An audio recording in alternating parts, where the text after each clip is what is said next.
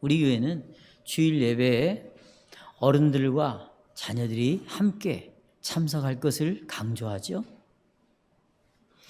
왜 그럴까요? 신자와 그의 자녀들이 모두 똑같이 함께 하나님의 언약과 교회에 똑같이 속해 있기 때문입니다. 어른은 언약 안에, 어린이는, 갓난아이는, 청소년은 언약 밖에, 어른은 교회 안에, 어린이는 교회 밖에 있는 것이 결코 아닙니다. 우리는 우리의 자녀들을 회심하지 않은 이방인들, 불신자들처럼 취급하지 않습니다. 우리는 우리의 자녀들이 하나님의 언약의 자녀라고 생각하고 대합니다. 그래서 우리는 자녀들을 교회 안으로 받아들여서 어른과 똑같이 아버지의 이름으로 기도하는 법을 가르칩니다. 왜냐하면 그들은 그리스도께 속하여서 구별되었기 때문입니다. 어른과 똑같이 어린아이도, 청소년도, 청년도 똑같이 교회 안으로 받아들여서 그리스도께 속하여 구별되었기 때문입니다. 그래서 신자의 자녀들은 교회 회원들로서 세례를 받습니다.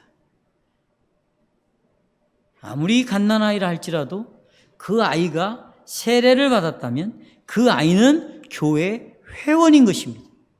교회 수에 반드시 들어갑니다. 그러나 세례를 받지 않은 사람은 교회 수에 들어올 수가 없는 것입니다. 그들은 이방인처럼 취급을 하는 것입니다. 불신자처럼 취급하는 것입니다. 굉장히 중요한 가름을 하고 있는 것이에요. 신자의 자녀들이 하나님의 언약과 교회에 속하여서 세례를 받는다라는 것은 초대교회에서부터 교회의 규범이었어요. 사도 요한이 죽기 전에 그러니까 사도 요한이 죽기 전에 태어나신 분이에요. 그리고 사도 요한의 가르침을 받았습니다. 이레니우스라는 교부가 있는데 이레니우스는 그의 가르침에서 유아가에게 반드시 세례를 시행해야 한다고 인정을 했습니다. 순교자 저스틴, 터툴리안, 키프리안, 어거스틴 모두가 유아 세례의 시행을 강조했어요. 특별히 하이델베르크가 작성한 그 당시에 로마 캐톨릭의 교회가 있었고 루터교가 있었고 개신교가 있었는데 이들 모두 다 유아 세례를 시행했습니다. 물론 이 유아 세례를 이해하는 방식은 서로 달랐어요. 여기에 대한 유아 세례에 대한 교리는 조금씩 다 달랐다 할지라도 세례를 분명히 시행했다. 특별히 유아 세대를 아주 악랄하게 반대한 집단이 있습니다. 내가 집단이라는 말을 쓰죠. 그것은 완전히 개신교와도 다르고 루터교와도 다르고 로만 캐톨릭 교회와도 다릅니다. 이들이 재세례파입니다. 이들이 침례교의 원조예요. 그런데 이게 이제 시간이 지나오면서 많은 재세례파가 변화가 일어났습니다. 그래서 개혁주의 재침례파도 생기기 시작했어요. 그러니까 칼빈주의면서 재세례파예요. 그래서 지구촌교회 이동원 목사님 같은 경우 이렇게 대화를 나눠보면 이 목사 나는 침례교도야 아니 나는 칼빈주의야 왜 이래 저를 자꾸 침례교회로 오라고 그랬거든요. 실은 제가 이동원 목사님의 권유로 미국에 있는 침례교 신학교를 가려고 유학 준비를 하고 있었어요. 근데 여러분과 제가 다 아시다시피 이 토플 점수가 나오지를 않았습니다. 그래서 제가 못 가고 침례교로 못 간 거예요. 그렇지 않았으면 저도 침례교 갔고 목사가 됐겠죠. 참 위험한 일이었죠. 네. 중요한 것은 이 재세례파는 개신교와 달라요. 끝까지 반대를 했습니다. 뿐만 아닙니다. 오늘날에도 유아 세례 교리를 도전하는 사람들이 많습니다. 수많은 교회들이 성경은 오류 없는 하나님의 말씀이다 이렇게 믿고 있지만 유아 세례를 시행하지 않고 반대하는 그런 사람들의 가르침에 많은 사람들이 귀를 기울이고 따라가고 있다. 그래서 유아 세례를 주지 않고 있다는 것입니다. 그건 성경의 가르침에서 벗어난 것이죠. 또 많은 신자들이 유아 세례가 뭐가 그렇게 중요하냐, 중요하게 생각하지 않습니다. 그래서 많은 사람들은 침례교 신학자인 존 파이퍼 같은 사람들의 설교를 열심히 듣고 있습니다. 여러분, 존 파이퍼의 영향을 받는 목사들이 무지 많습니다. 근데 아이러니하게도 존 파이퍼가 쓴 책을 어디에서 내냐면 부흥과 개혁사, 소위 자기네들은 개혁주의의 선봉에 서 있다고 하는 이 출판사에서 존 파이퍼의 책을 독점으로 내고 있습니다. 그리고 이 사람의 글에서 유아 세례를 정리한다는 것이죠. 유아 세례를 시행하는 많은 사람들보다, 많은 교회들보다 개혁주의에서 나간 사람들, 예를 들자면 아까도 말씀드린 침례교 신학자인 존 파이퍼, 또 영국의 청교도 신학자인 로이드 존스 같은 유아 세례를 반대하는 사람들에게서 유아 세례를 배우고 있다는 것입니다. 참 안타까운 일이죠. 그래서 이 사람들은 유아 세례는 중요하지 않다, 이 영향을 줬고, 영향을 받은 사람들도 유아 세례를 패스오버. 존 파이퍼는 신자의 세례를 굉장히 중요하게 여기기도 했어요.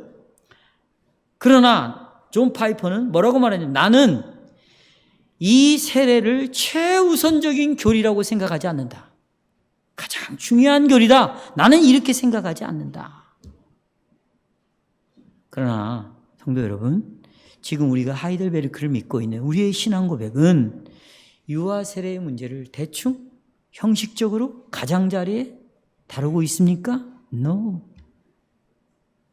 27주일 유아들이 세례를 받아야 됩니까? 답 뭐라고 했어요? 27주일? 그렇습니다. 유아 세례를 꼭 받아야 됩니까? 답 그렇습니다. 그 다음이 더 중요해요. 그들은 반드시 세례를 받아야 됩니다 라고 답을 합니다. 반드시 세례를 받아야 됩니다. 중요하다는 것이죠. 그래서 벨직 신앙고백서 제29조는 참된 교회의 표지를 말하죠. 세 가지 중에 뭐가 있어요? 성례의 바른 시행입니다.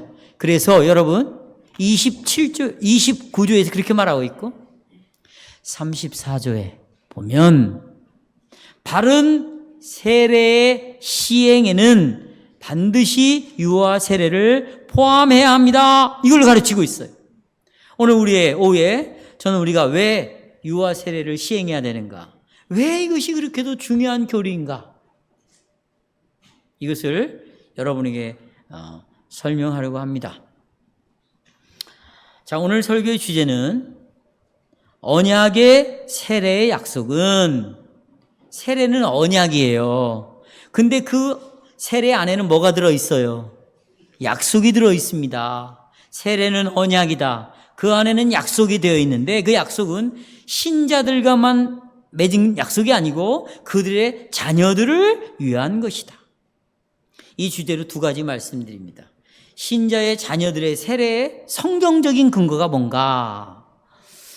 사랑하는 여러분, 때때로 여러분과 저의 신앙과 확신을 분명하게 선명하게 하기 위해서, 내 신앙을 선명하게 하기 위해서, 내가 가지고 있는 이 확신을 선명하게 하기 위해서 다른 사람이 도대체 뭘 믿고 있는가, 이걸 아는 것은 굉장히 유익합니다. 굉장히 유익해요. 제가 이번에 목사님들을 만나면서 그들의 알고 있는 믿음이 뭔가를 듣고 내 신앙과 내가 가지고 있는 확신이 얼마나 중요한가를 다시 한번 새삼 깨달았어요. 또 장로들을 만나서 그 교회의 일로 상의를 하면서 얼마나 내가 갖고 있는 신앙과 내가 갖고 있는 확신이 정말로 중요한 것인가, 이런 걸 알게 되었어요. 그러니까 다른 사람이 믿고 있는 내용을 우리가 살피는 것도 중요합니다. 저는 이제부터 다른 사람이 유아 세례에 대해서 뭘 믿고 있는가를 여러분에게 말씀드릴 거예요. 먼저 우리가 유아 세례를 반대하는 자들이 있거든요. 네. 그러니까 유아들이 세례를 받아서는 절대로 안 된다. 이렇게 주장하는 사람들은 몇 가지 이제 주장이 있습니다. 첫째, 이들은 왜 반대하냐면 신약은 믿음과 세례를 밀접하게 함께 묶고 있다. 믿음과 세례는 같이 가는 거다. 근데 믿음이 없는 갓난아이에게 어떻게 세례를 주냐? 이거예요, 지금. 자, 성경을 보겠어요? 마가복음 16장 5절에 보면 보십시오. 믿고 세례를 받는 사람입니다. 뭐가 먼저 나와요? 믿고 그 다음에 뭐가 옵니까? 세례예요. 그런 사람은 구원을 얻는다는 거예요. 정죄를 받지 않는다는 거죠. 사도행전 2장 38절. 베드로가 가로되 너희가 회개하여. 회개가 먼저 나오죠. 각각 예수의 이름으로 그 다음에 뭘 받아라. 그러면 죄사함을 얻는다. 그리고 성령을 선물로 받는다. 이런 본분들로부터 침례기도들은 먼저 뭐가 나와야 되냐? 믿음이 먼저 와야 된다. 그 다음에 회개가 먼저 와야 된다. 그 다음으로 세례가 있다라고 결론을 내리고 있습니다. 성경 그대로예요. 맞는 말이죠. 믿음이 먼저 왔잖아요. 회개가 먼저 왔잖아요. 그리고 세례가 왔잖아요. 그런데 여러분, 갓난아이가 지금 하은이가, 라헬이가, 애들이 말이죠. 자기가 예수가 이런 분이 나는 믿습니다. 이걸 할 수가 없는 거예요. 물론 지금부터 믿음이 들어갔다고 봐요. 씨가 생겼다고 봅니다. 근데 이 아이들이 정말 죄가 뭔가를 압니까? 아직은 몰라요. 근데 이런 아이들이 어떻게 세례를 받을 수 있냐? 그 얘기예요. 맞는 말이죠. 침례기도들이 맞는 말이에요. 두 번째, 침례기도들은 성경을 보니까 신약 성경에 유아들에게 세례를 줘라 라는 명령이 하나도 없다는 거예요. 그래서 이 개혁파에서 주장하는 대로 너와 내 집, 그 집 전체가 예수를 받아들이잖아요. 그때 그 집 식구들 중에 어린아이는 없었다. 불신자도 없었다. 왜? 믿고 세례를 받았다. 회개하고 세례를 받았지 않느냐? 이런 말씀에 근거해서 거기는 어린애도 아니었고 불신자도 아니었다. 이렇게 주장을 합니다. 셋째, 존 파이퍼는 하이델베르크 교리문답 74문 유아가 반드시 세례를 받아야 되느냐에 대해 반응하여 존 파이퍼는 이렇게 말합니다. 잘 들어보세요. 세례는 할례를 대신한 것이다. 맞는 말이에요. 존 파이퍼의 주장이 맞죠. 할례를 대신해서 뭘 받아요? 세례를 받는 것이다. 오늘날 세례를 받은 자들이 바로 영적으로 아브라함의 후손들이다. 맞는 말이에요. 할례를 받아서 아브라함의 후손이 되었잖아요. 그렇죠? 맞는 말이에요. 갈라디아서 3장 7절에 보면 그런즉 믿음으로 말미암은 자들은 아브라함의 아들인 줄 알아라. 보십시오. 이걸 강조했어요, 존 파이퍼가. 그래서 존 파이퍼는 여기 믿음으로 말미암은 자들이 아브라함의 후손이 되었다. 오직 믿는 자들, 믿음을 고백하는 자들, 신자들만 언약의 회원들이고 신자들만 그러니 뭘 받아야 된다. 그래서 침례교는 어른들만 세례를 주는 거예요. 그것도 믿음이 있는 사람, 구원의 확신이 있는 사람만 침례교는 세례를 주는 것이죠. 근데 보세요. 이 갈라디아서 3장을 가지고 존 파이퍼가 유아 세례를 반박했는데 3장을 잘 이해해야 돼요. 존 파이퍼는 3장 전체를 파악하지 못한 것 같아요. 여러분, 이 3장에서 사도 바울이 뭘 말하고 싶었는가요? 교회를 무너뜨리는 유대주의자들을 지금 반박하고 있는 거예요. 유대주의자들의 문제를 지적하고 있는 겁니다. 유대주의자들은 하나님의 자녀가 되기 위해서는 할례를 받아야 된다. 그래야 유대인이 될 수 있다. 그래야 아브라함의 후손이 될 수 있다. 상속자가 될 수 있다. 뭘 받아야? 할례를 받아야 한다. 그러나 사도 바울은 아니야. 너희들은 잘못된 복음을 가지고 있어. 구약의 율법을 지킴으로 구원을 얻는 게 아니야. 구약의 율법인 할례를 내 몸에 행함으로 구원을 얻는 것이 아니야. 오직 믿음으로 구원을 받는다. 이 교훈은 믿음으로만 구원을 얻는다는 것은 이미 구약에도 가르치고 있는 바가 아니냐. 한 사람, 우리의 믿음의 조상이 있었다. 그게 아브라함이다. 그런데 아브라함 창세기 15장 6절에 보시면 우리는 아브라함이 누구를 믿으니 여호와를 믿으니 하나님께서 그를 어떻게 여기셨어요? 의로 여기셨다. 믿음으로 의롭게 되었다. 그리고 난 다음에 보세요. 그리고 난 다음에 99세가 되어서야 할례를 받은 거예요. 순서에 있어서 먼저 믿음으로 구원을 얻었습니다. 의롭게 되었습니다. 그 다음에 신앙을 고백하고 난 다음에 하나님께서는 뭘 행하셨다? 할례를 행하셨다. 하나님께서 아브라함에게 언약의 표시, 네가 의롭게 되었다는 그 표시인 할례를 주신 것은 믿음으로 의롭게 되고 난 다음에 이루어진 일이었습니다. 그래서 우리 세례 예식서에도요, 이 할례는요, 언약의 인이라고 말해요. 믿음으로 의롭게 되었다라는 표시라는 거예요. 그리고 이제 아브라함의 후손들 중에 하나가 되는 방법은 아브라함이 가졌던 그 믿음에 우리가 참여를 합니다. 아브라함 같은 믿음을 가지면 약속대로 우리도 의롭게 된다. 이 내용입니다. 갈라디아 3장이. 그래서 갈라디아 3장은 너희가 어떻게 의롭게 되느냐, 너희가 어떻게 아브라함의 후손이 되느냐, 어떻게 언약의 후손이 되느냐, 그것은 할례를 통해서가 아니라 예수 그리스도를 믿음으로 된다. 그래서 갈라디아 3장 26, 29절 보시겠어요? 너희가 다 믿음으로 말미암아 그리스도 예수 안에서 하나님의 아들이 되었다. 믿음으로 아들이 되었다. 누구든지 그리스도와 합하기 위하여 세례를 받는 자는 그리스도로 옷 입었느니라. 너희는 유대인 상관없다. 헬라인 문제 안 된다. 종, 자유 아무런 상관없다. 남자, 여자 문제 안 된다. 다 똑같이 누구 안에서? 예수 안에서 똑같다. 하나가 된다. 너희가 그리스도의 것이면, 믿음으로 그리스도의 것이면 너는 아브라함의 자손이다. 유대인이든 헬라이든 종이든 자유든 똑같은 믿음으로 아브라함의 자손이다. 약속대로 유업을 이을 자다. 여기까지는 여러분 존 파이프도 이대로 주장을 해요. 아브라함이 믿음으로 의롭게 되고 구원 얻지 않냐. 그러니 우리고 믿음을 가지고 있어야 세례를 받는 거지. 이렇게 말하는 거죠. 먼저 믿음을 고백하고 그 다음에 이어서 99세 때 아브라함도 할례를 받았다는 거예요. 이 존 파이퍼의 주장이에요.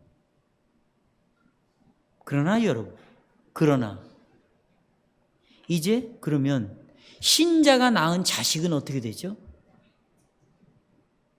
신자가 낳은 자녀들도 하나님의 언약과 교회에 속합니까? 존 파이퍼는 속하지 않는다. 어른들만, 믿음을 고백한 어른들만 언약 안으로 들어온 거다. 세례를 받았으니까. 어른들만 교회의 회원이다. 그렇지 않습니다. 신자의 자녀들도 하나님의 언약과 교회에 속합니다. 하나님, 잘 들어보세요. 하나님께서는 어른 신자와 언약을 맺을 때, 믿음을 고백하고 세례를 받게 했을 때 신자의 자녀들에게도 언약의 약속들을 부모를 통해서 주셨어요. 부모와 함께 그 자녀들에게도 주셨습니다. 그래서 창세기 15장에서 여호와께서, 창세기 15장 어떤 일이 벌어지죠? 그때 아브라함이 자식이 없었어요. 근데 하나님이 딱 나타나셔가지고 내가 너에게 자녀를 주겠다. 자식을 주겠다 그랬어요. 그리고는 눈으로 보여줘요. 홍해바다 보여주듯이 흔들리니까 저 하늘의 별을 세어봐라. 너무 별이 많거든요. 이렇게 네 후손을 줄 것이다. 그리고는 쪼개진 짐승 사이로 횃불이 지나가면서 하나님이 꼭 그 약속을 지키겠다. 너는 그러니 나를 끝까지 믿고 따라와라. 그 말씀대로 따라와라. 오늘 말씀드렸죠. 이걸 언약을 맺고 그 다음이 중요해요. 이게 중요합니다. 창세기 17장 10절에 이렇게 말합니다. 내가 내 언약을 너와 맺었어. 아브라함 너하고. 그런데 너와만 맺은 것이 아니야. 내 대대 후손 사이에 대대 후손과도 언약을 맺었다. 이것은 영원한 언약을 맺은 것이다. 그러면서 너와 내 후손의 하나님이, 아브라함의 하나님만 되는 것이 아니라 누구의 하나님? 후손의 하나님. 그러니까 이 구절은 하나님께서 어른 신자, 믿음을 가지고 있는 아브라함과 또 그의 집안에 있는 사람들과 그 집안에 어린아이부터 다 있지 않겠어요? 여러분 종들도 애를 낳지 않았겠어? 깐난이도 있고 뭐 있지 않, 그 모든 집안 사람들과 하나님의 영원한 언약을 맺었다. 그게 17장 7절이에요. 아브라함은 어른으로서 믿는 한 사람이었죠. 그러나 여호와께서 아브라함과 맺은 언약은 어디에게로 확장돼요? 아브라함에게서 끝납니까? 그 후손들에게로 확장이 되었습니다. 실제로 그 후손들 중에, 그 식소들 중에 믿지 않는 자녀들도 있었고, 나중에 이 약속을 거부한 자녀들도 있어요. 이스마엘 같은 경우는 나중에 하나님의 약속을 거부해버리잖아요. 그런 자녀들에게도 언약의 표를 받고 언약 안으로 그들을 받아줬어요. 그러므로 잘 들어보십시오. 구약에서의 언약은 내가 예수 하나님을 믿습니다 라고 말하는 사람에게 제한되지 않고 믿는 사람의 자녀들까지 확장이 되는 거예요. 자, 믿는 신자에게서 그 믿는 신자의 어디까지? 자녀들까지 확장이 됩니다. 그러니까 이 언약의 자녀들에게도 여러분 약속이 주어지죠. 그렇죠? 또 뭐가 주어져요? 믿음의 책임이 주어지는 것이죠. 만일 자녀들이 하나님을 신뢰하고 주의 길을 따라가면 언약의 복을 상속받는 거고, 이 자녀들이 하나님의 약속을 거부하면 언약의 저주 아래 떨어지는 거예요. 부모만 그런 것이 아니라 그 언약 안으로 교회 속으로 받아들여진 그 자식도 부모와 똑같이 하나님을 상대하는 겁니다. 약속을 받아들이면 언약의 복을 주는 거고, 약속을 받아들이지 않고 거부하면 언약의 저주 아래 떨어진다. 이것이 구약의 나머지에서 동일하게 나타나는데, 시편 103편 보세요. 17, 18절. 여호와 인자하심은 자기를 경외하는 자에게 영원부터 영원까지 이르며 언약의 복을 주신다는 거예요. 그리고 그의 의는 자손의 목까지, 자손까지. 이게 무슨 얘기냐면 어른 신자만이 아니라 그 어른 신자 때문에 자녀들이 동일하게 언약 안으로 들어왔단 말이죠. 그 자녀들까지도 이르게 하나니 곧 그의 언약을 지키고 그 법도를 기억하여 행하는 자에게로다. 언약의 약속을 믿고 따라가는 자들에게 걸어간다면 언약의 복을 줄 것이다. 이렇게 말하고 있어요. 그런데 신약에서도 똑같아요. 자, 누가복음 1장 50절. 마리아의 노래는 여기 보시면 긍휼하심이 두려워하는 자에게 언제까지? 대대로 그 자손들까지도 이어질 것이다. 또 보세요. 오순절에 베드로가 백성들에게 회개하고 예수를 믿으라고 그랬죠. 회개하라고 할 때 베드로는 약속이 누구를 위한 것인가, 누구를 위한 것인가를 사도행전 2장 39절에 이렇게 말합니다. 이 약속은 너희와 너희 자녀와 그랬어요. 어른 신자에게만 주는 거예요. 그 어린 신자에 속해 있는 자녀들과 모든 먼데 사람 곧 주 우리 하나님이 얼마든지 부르는 자들에게 하신 것이라. 보십시오. 구약에서 마찬가지로 신약에서도 믿는 부모 아래 있는 자녀들은 모두가 은혜 언약 안에 포함을 시키셨어요. 이 고린도전서 7장 10절, 14절 너무 중요한데 신자의 자녀들을 거룩하다고 그랬어요. 보십시오. 믿지 않는 남편이 믿지 않아. 그런데 아내 때문에 거룩하게 된대요. 아내가 예수를 믿음으로 그 아내를 통해서 남편이 믿게 됐다는 거죠. 그래서 구별되었다는 거예요. 또 믿지 아니하는 아내가 누구 때문에? 남편으로 말미암아 거룩하게 되었다. 우리 김미화 자매는 믿지 않은 아내였어요. 그런데 남편이 믿었어요. 김태용 장모님이. 그래서 그 남편 때문에 복음을 듣고 믿음을 하나님이 은혜로 주셔서 그 아내가 이제는 구별된 하나님의 자녀가 되었다. 그런 얘기예요. 제가 쉽게 예를 다 이해되시죠? 근데 더 놀라운 것이 있어요. 그렇지 아니하면 너희 자녀도 깨끗하지 못하려니와 그러나 그 자녀가 이제 뭐하니라? 거룩하니라. 그 부모를 통해서 이 자녀가 이제 약속을 받아들이고 믿게 돼서 거룩하게 되었다. 자녀들도 여러분 부모의 권위 안에서 은혜의 언약 안에 들어와 있다. 이걸 지금 이렇게 말하고 있는 거예요. 더 놀라운 것은 보십시오.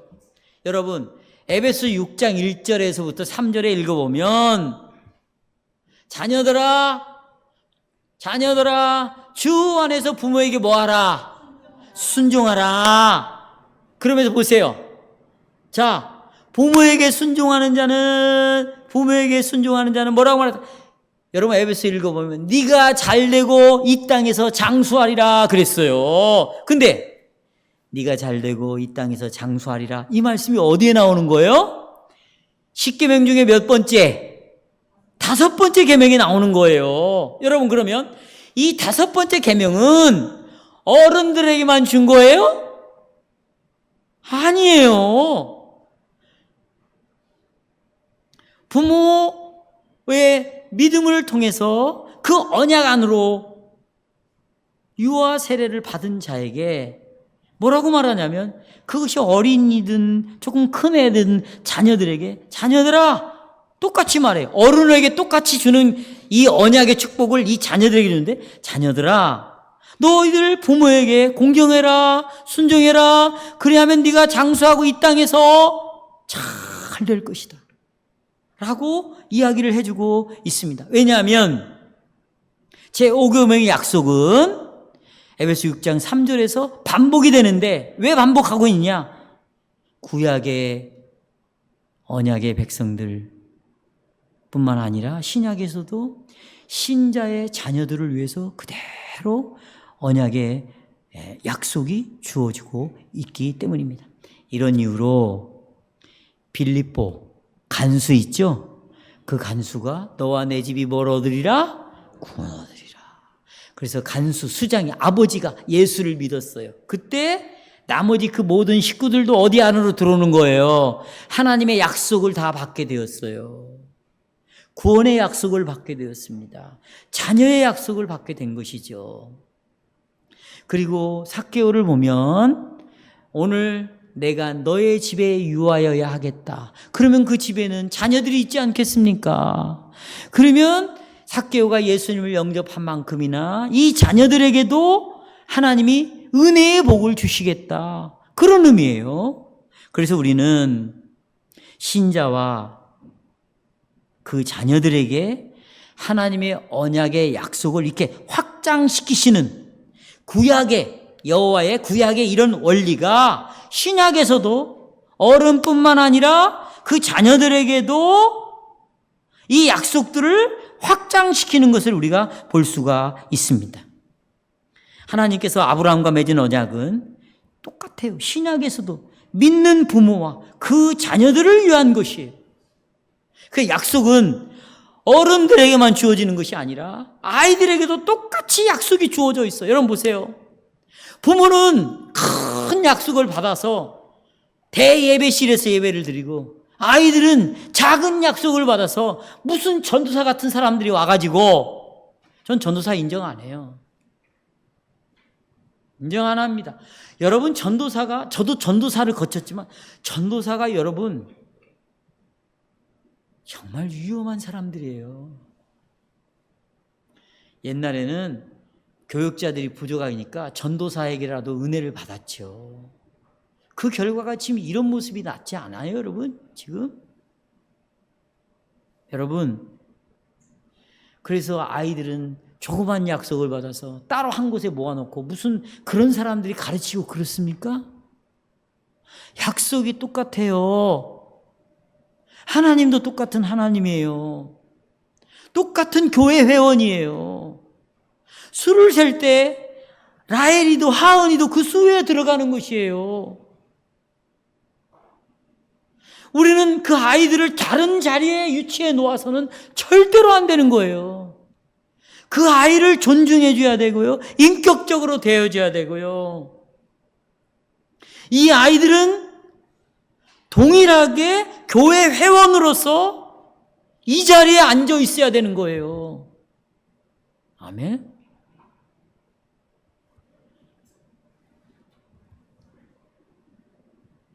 그러나 세상의 자녀들과는 다르게 언약의 약속들을 받도록 하나님 복을 주셨습니다. 그리고 이 우리의 자녀들은 불신자의 자녀들과 완전히 구별됐어요. 따라서요. 따라서 하지 마세요. 불신자의 자녀와 어떻게 됐다고요? 아니, 구별된 언약의 자녀가, 약속을 받은 자녀가 어떻게 불신자들을 그렇게 친한 친구로 두고 그들과 어울리죠? 만약에 이런 일이 벌어진다면 그 부모의 책임은 굉장한 거고, 또 만약에 그렇다면 네가 받은 세례가 이 언약의 약속이 어떻게 주어졌는가를 가르칠 필요성이 있습니다. 자, 그러면 이제 우리가 신자들만 세례를 받을 수 있다고 말하는 그런 아까 재세례파들이 있죠. 장로교회도 많아요. 그래서 어린아이에게 유아 세례를 주지 않는 장로교 목사들이 많습니다. 제가 지금 이름을 대면 깜짝 놀랄걸요. 되지 않겠어요? 그 교회는 지금 어른들에게만 세례를 주고 그렇습니다. 바로 그렇게 주장하는 사람들을 우리가 어떻게 반응해야 되는가? 여러분, 성경은 정말로 믿고 세례를 받는 자가 구원을 받을 것이다. 그리고 회개하고 세례를 받으라 분명히 말씀했습니다. 그러나 이 신약의 말씀에서 세례를 받음에 있어서 유아를 절대로 배제시키지 않았어요. 이렇게 성경이 말한다고 유아를 무시하지 않았습니다. 하나님께서는 성인들을 믿고 세례를 줄 때, 회개하고 성인들이 회개하고 세례를 받을 때, 그때 하나님의 언약 안으로 그 집에 자녀들까지도 들어오게 했다. 할렐루야. 자녀들까지도 끌고 들어왔다는 말이죠. 이런 이유로 베드로는 사도행전 2장에서 죄사함을 받는다, 성령을 선물로 받는다, 이런 죄사함의 약속과 성령이 회개하고 믿는 어른뿐만 아니라 그들의 자녀들을 위한 것이라고 사도행전 2장에서 사도 바울이, 베드로가 분명히 말을 했습니다. 비록 신자의 자녀들이 세례를 받아야 한다, 직접적인 명령이 성경에 없다 할지라도 신약은 하나님께서 아브라함에게 주신 그 언약의 약속들이 아브라함의 후손에게뿐만 아니라 그리스도 예수 안에 있는 그 신자의 자녀들에게까지도 동일하게 적용이 된다는 사실을 분명히 하고 있습니다. 그리고 이 약속들은 믿는 자만이 아니라, 어른만이 아니라 그 집안에 사는 자녀들에게도 이 약속들이 분명히 주어집니다. 여기까지 여러분 잘 이해하시죠? 그러나 여러분, 구약에서 할례와 믿음 사이에 강한 할례와 믿음은 아주 연결이 깊어요. 그런 것처럼 신약 시대에는 내가 받은 세례와 믿음 사이에 아주 강렬한 연결이 있다. 우리는 보세요, 모든 유아들에게 세례를 베풀지 않습니다. 신자들의 자녀들에게만 세례를 베풉니다. 이런 이유로 부모들은 자녀들이 세례를 받도록 하기 위해서 자녀들을 데리고 어디로 와요? 교회로 나오는 것입니다. 교회로. 그리고는 교회는 그 아이를 데리고 온 부모에게 이렇게 말합니다. 보십시오. 그대는 부모들에게 물어요. 그대는 이 새 일치신조에 요약되고 이 교회에서 가르치는 하나님의 말씀의 교리를 진심으로 받아들입니까? 부모에게 묻는 거예요.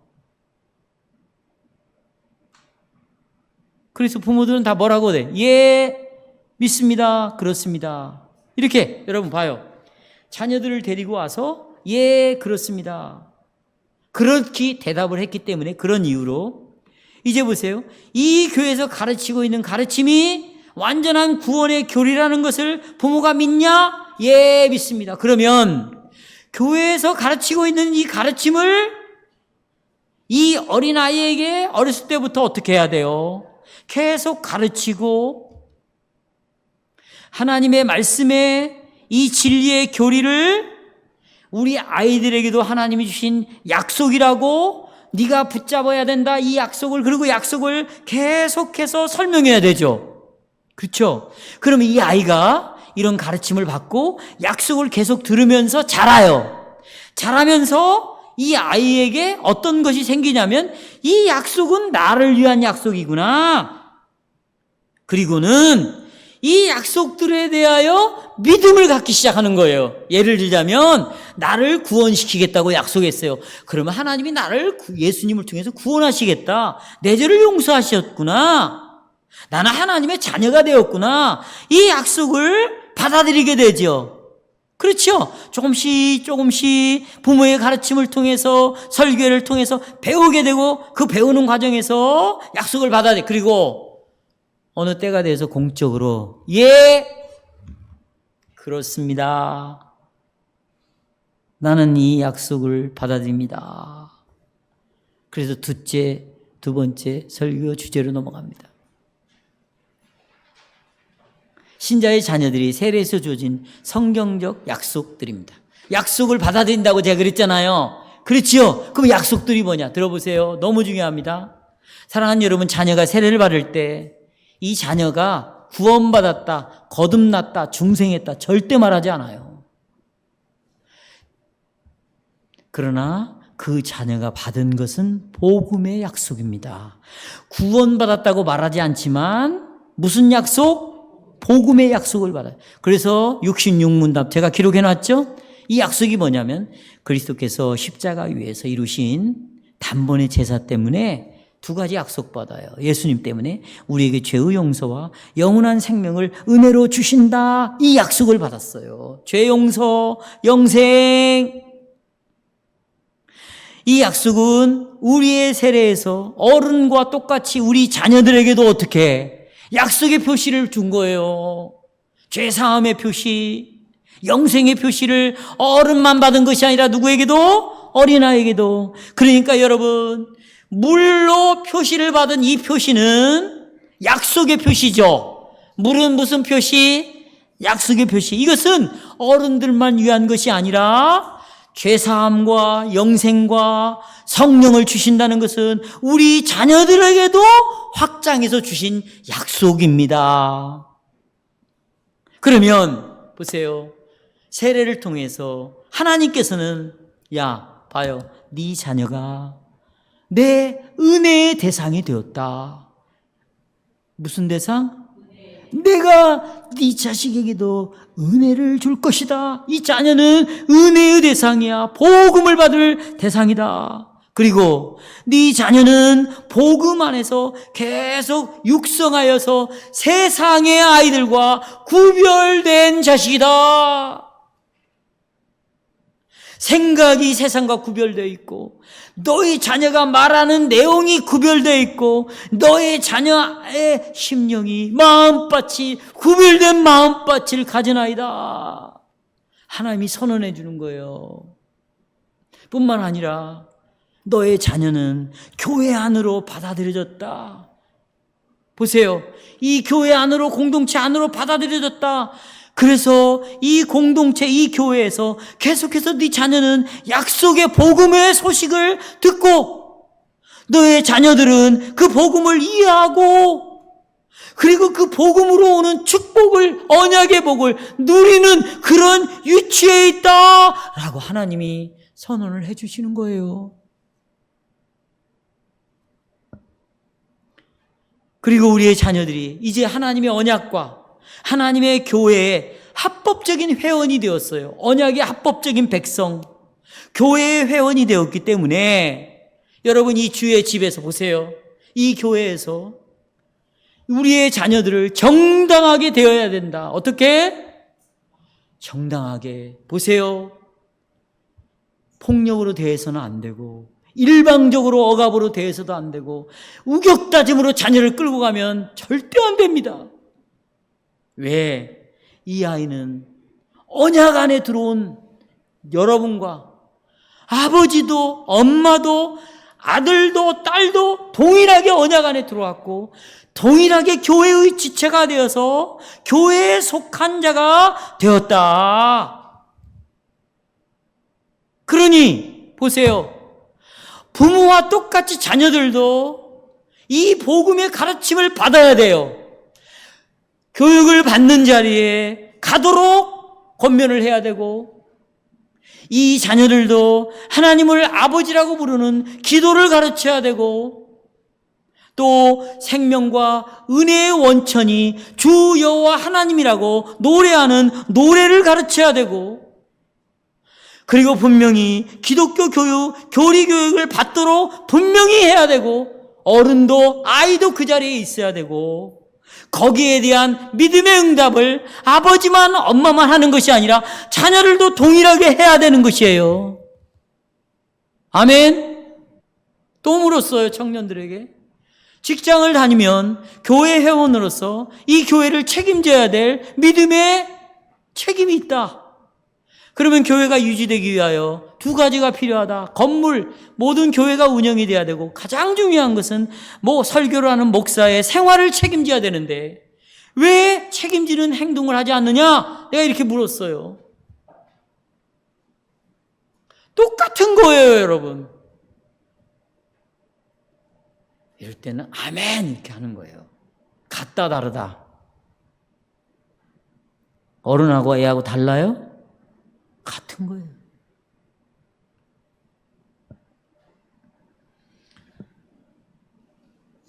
그런데 여러분, 이 자녀들이 믿음으로 이 복음을 받아들이는 형태는 다양합니다. 또 예외들도 있어요.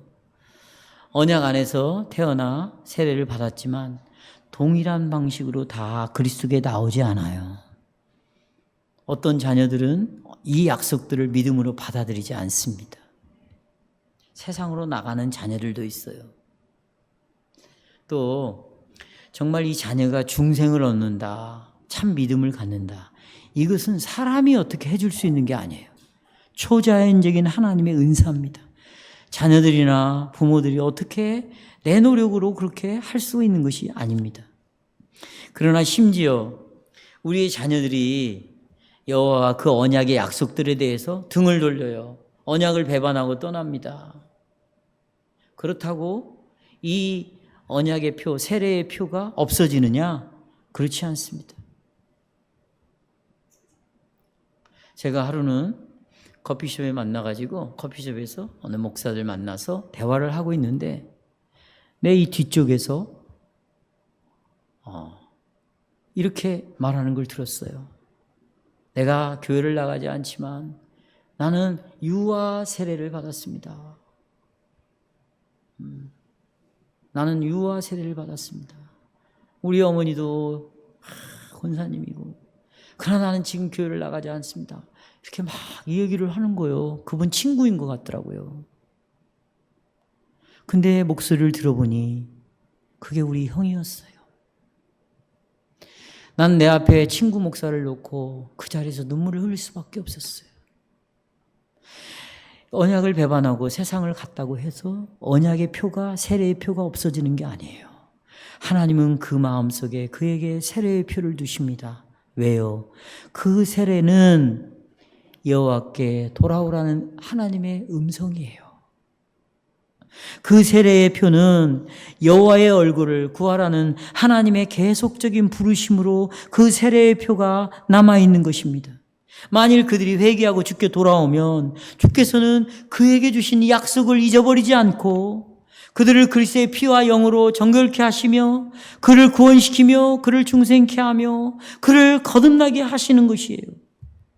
그러나 언약의 약속들을 믿음으로 받아들이지 않는 자라면 언약의 저주를 받게 될 것입니다. 왜냐하면 그런 사람들은 하나님의 아들을 짓밟는 자들이에요. 세례의 표 약속을 받았지만 거기에 등을 돌리고 그 언약을 무시한다. 그것은 성경이 뭐라고? 하나님의 아들을 짓밟는 것이야. 왜? 세례를 받을 때 그 아들을 통한 약속을 받았거든요. 우리 자녀들이. 또 그것은 언약의 피를 부정한 것으로 여기는 것이다. 은혜의 성령을 욕되게 하기 때문이다. 그러면서 히브리서 10장 26, 27절 같이 읽겠습니다. 우리가 진리를 아는 지식을 받은 후에 세례를 받았어요. 그 다음에 짐짓죄를 범한 즉 다시는 속지 않은 제사가 없고 오직 무서운 마음으로 뭐가 기다려요? 심판을 기다리는 것과 대적하는 자를 태울 맹렬한 불만 있다. 그러므로 여러분, 우리가 은혜의 언약의 교리를 확고히 붙잡고 복음의 약속들을 청년들, 자녀들, 하나님의 이 은혜를 붙잡고 복음을 통해서 우리에게 주신 이 약속을 기쁨과 정말 감사함으로 받아들여야 돼요. 그래서 히브리서 10장 23절에서 이렇게 말합니다. 또 우리에게 약속을 주신 분은 신실하시니 미쁘시니 우리가 믿는 도리의 소망을 움직이지 말며 굳게 잡아라 그랬어요. 약속을 끝까지 받아라. 말씀을 맺겠습니다. 사랑하는 여러분, 유아들도 세례를 받아야 합니까? 그렇습니다. 언약의 약속들은 어른들에게만 주어졌습니까? 아닙니다. 유아들에게도 주어집니다. 그러므로 유아가 세례를 받음으로 그는 교회에 접붙여지고, 교회에 접붙여졌다는 것은 불신자의 자녀들과 어떻게 됐다? 구별이 되었습니다. 청년들, 세례를 받음으로 이미 어렸을 때부터 교회에게 접붙여졌어요. 여러분, 이 교회는 그리스도의 몸입니다. 세상과 구별이 되어 있어요. 이 생각을 가지고 학교에 다니십시오. 친구들을 만나십시오. 그리고 이 세상의 문화를 접하십시오. 그걸 생각하고 옷을 입으십시오. 음악을 들으십시오. 세상의 온갖 쓰레기 같은 음악을 들으면서도 거기에 내 감정이 빼앗긴다? 내 의지가 거기에 몰입하고 있다? 내 마음이 거기에 그 가사의 노래에 움직이고 있다? 그런 자가 어떻게 세상과 구별되어 있다고 말할 수 있겠어요? 그럼에도 우리의 자녀들을 세례라는 표로 구별해 놨습니다. 그리스도의 교회와 접붙여 놨어요. 구별되게 사십시오. 어린 양이 인도하는 대로 따라가십시오. 순결의 신앙을 지키십시오. 신자의 자녀들은 그리스도 안에서 거룩하게 되었습니다. 불신자의 자녀들과 구별되었습니다. 약속의 상속을 받았습니다. 이건 놀라운 특권입니다. 놀라운 부르심입니다. 그러나 거기에는 책임이 있습니다. 이제 어른들 못지않게 자신들에게도 약속되었다는 확실한 표와 인을 가지고 있습니다. 여호와께서 아브라함과 그 후손들에게 영원히 하나님의 되실 것이라고 선언하시면서 아브라함과 영원한 언약을 맺으셨습니다. 아브라함에게 당신의 말씀을 굳게 붙들라고 말씀하셨습니다. 하나님의 영원한 언약의 약속들은 여전히 오늘 우리와 우리 자녀들에게도 주어집니다. 여러분, 우리가 오늘도 우리 자녀들도 믿음으로 이 약속을 받아들이십시오. 이 약속에 따라 살면서 하나님의 영광스러운 은혜를 찬양합시다.